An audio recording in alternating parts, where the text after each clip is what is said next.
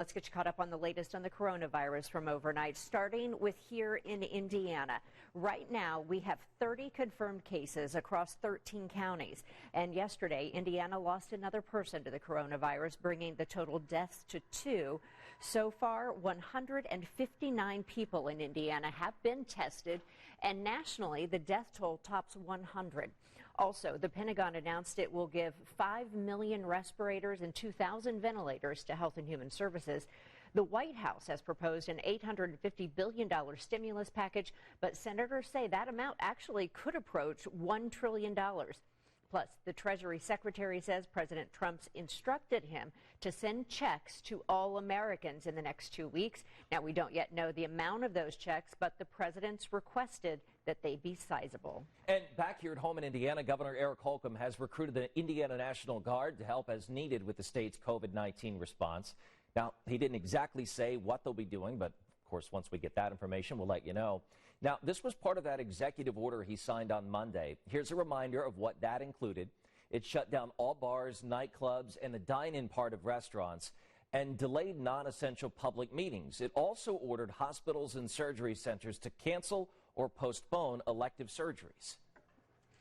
More tests for the coronavirus are headed to Indiana this week after concerns there might not be enough to go around. But big questions remain, of course. How many tests are coming and how soon will they get here?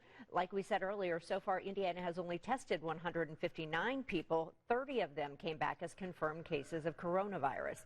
Nationwide, about 60,000 tests were sent out. Originally, those tests were basically first come, first served, going to states that asked for them first. But now, federal health leaders are asking to ramp up the supply to states based on their need. Now, once Indiana's tests arrive, they'll be prioritized, starting with people at the highest risk, like healthcare workers or people in nursing homes. And Community Health Network is using a drive-through screening process at certain sites to make sure its employees don't have the virus. Community Health says their main goal is ruling out the virus so workers can keep caring for patients. Several of our own healthcare workers who have to be quarantined. So, according to the Indiana Hospital Association, hospitals have instituted protocols that require employees who are sick to be screened and to be cleared before returning to work. Hospitals are closely following guidance from the State Department of Health and the CDC. Right now, there are no plans to open this drive-through to the public. Well, another concern about the virus is for women who are pregnant. As of right now, there aren't a lot of answers on how COVID-19 will impact them or their baby. And those recommendations are to treat pregnant women as an at-risk population, just like we are with the elderly.